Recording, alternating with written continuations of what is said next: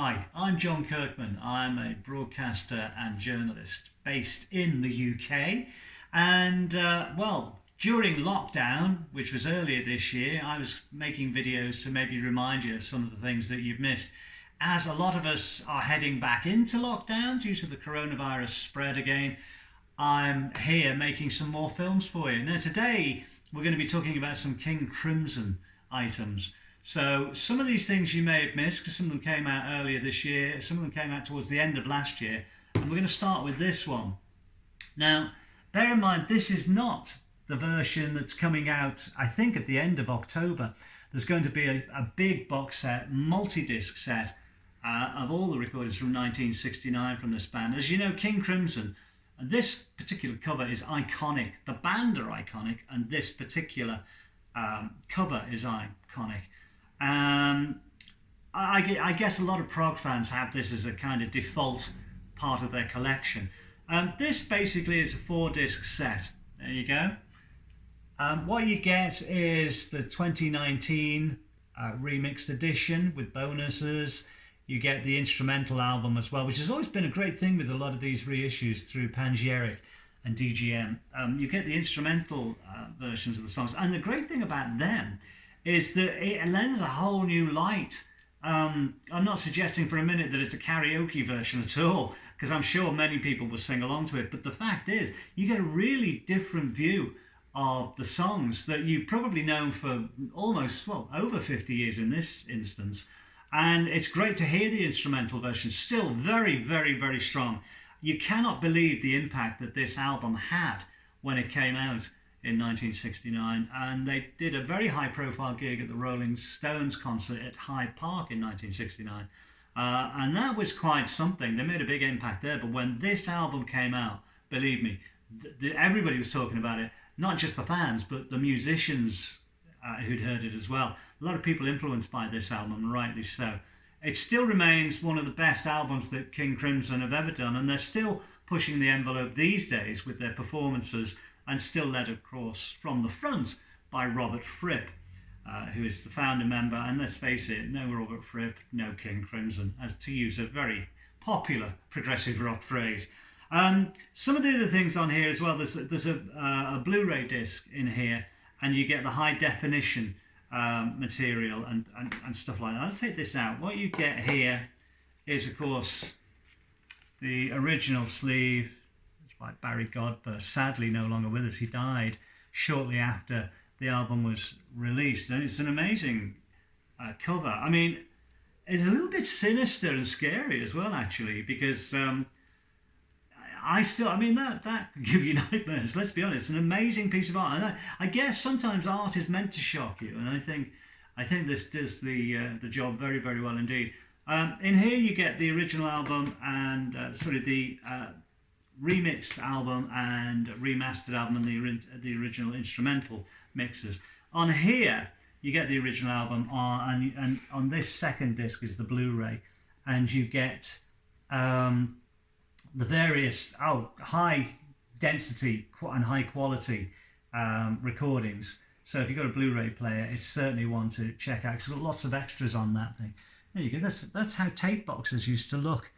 1/4-inch tape boxes used to look back in the day in studios. Now here is the booklet. Now this is absolutely chock-a-block full of pictures and great text, of course. And we'll be coming to the person who writes all this stuff a little later on. He's a lovely guy, I know him very well, Sid Smith, a huge King Crimson fan. But that's all the details about this particular box. You may have missed this. It came out towards the end of last year. It's still available, as far as I'm aware. And there will be a box set, a bigger box set coming out in the not too distant future, actually. It's called the 1969 Recordings, the complete 1969 Recordings, a multi-disc set. That really will be the final word on that particular era of King Crimson. Now, I'm going to show you this here. This is Cat Food, the single. There you go. And you get various versions of Cat Food, and then the B-side, Groon. And of course, Cat Food was originally on the album Wake Up Poseidon, and they actually performed this song on Top of the Pops, although I shudder to think what most people thought on a Thursday evening in the midst of all these pop records and then King Crimson coming on. And it's great that they did it, and I think the video is still in the archives as well, so that's good. This is the lineup, because Mike Giles here, Greg Lake, Robert Fripp, of course, down there, and then you've got Keith Tippett, and then Pete Giles. It's a bit of a hybrid from the first album, because Wake Up Poseidon was really a studio creation from these guys, because both Mike Giles and Ian McDonald left the band after their American tour. Greg Lake and Mike Giles came back to help Robert do the second album, and he roped in Pete Giles, of course, who was in Giles and Fripp with Mike, his brother, and of course Robert Fripp. Keith Tippett was the real star, I'd say, of this album, because he was an amazing musician. Again, sadly, I think he died earlier this year, but an incredible pianist and keyboard player. The great thing about this is it actually made the singles chart earlier this year. Who would have thought King Crimson in the singles chart in 2020? But it did happen.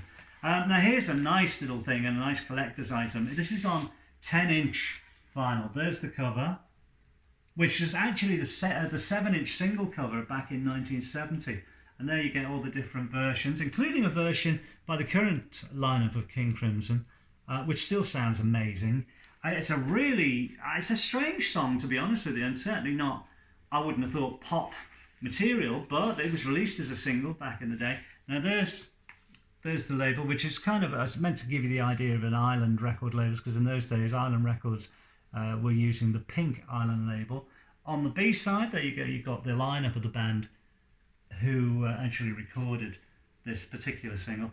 I still can't get over the fact, and I love the fact, that it made the charts, certainly in the UK, and as I said, it's a limited edition.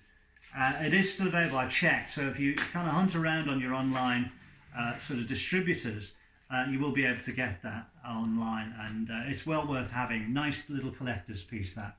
Which moves us to this. This is probably the final word on King Crimson. Now, the guy who does lots of sleeve notes for lots of prog releases and jazz releases is a very nice guy called Sid Smith. He's written this book. This came out quite a few years ago, actually, and it's been updated. Can you see how much it's been updated by? There are 607 pages in this particular book. You get some nice images as well in the middle, but the text really is something else. Anything you want to know about King Crimson, you will find in this book. And all the guys who've ever been in Crimson love Sid Smith, as I do dearly. He's a lovely gentleman, and he's from the northeast of the United Kingdom. He's a diamond geezer and one of the good guys, and the stuff that he writes really is enthralling, and it pulls you in, and it's always full of great detail as well. And this book I cannot recommend highly enough. If you want to curl up while you've got nothing to do in the lockdown, or even if you're a fan and you've missed this, I can't imagine that being the case if you're a fan, but if you're interested and maybe just got into King Crimson, really read this book. I cannot recommend it highly enough. It really is the final word, and it's written by a guy who's probably, in fact, he probably knows as much. I dare not say he knows more than Robert Fripp, but it's certainly up there with what he knows. And as I said, he's a great guy, but this book is full of wonderful information, and it really is the final word on King Crimson. Of course, Sid does all the text work for all the Panegyric releases that have been out, including all the super deluxe editions of things like Starless, Lark's Tongues, Islands, and all those King Crimson big box sets that have come out. Sid has done the sleeve notes for it, and again, very, very detailed work.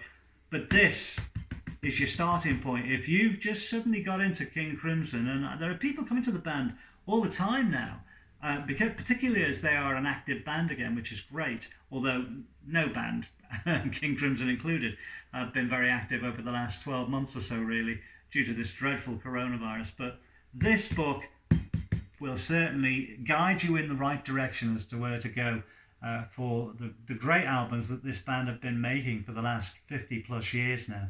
So that's it for today's little thing that you may have missed. I'm Jon Kirkman. Thanks for watching, and we'll be back with more stuff soon. But King Crimson, wonderful band, and there's something new to come later this month, and I'm sure we're going to be talking about that soon. Thanks for watching. Take care.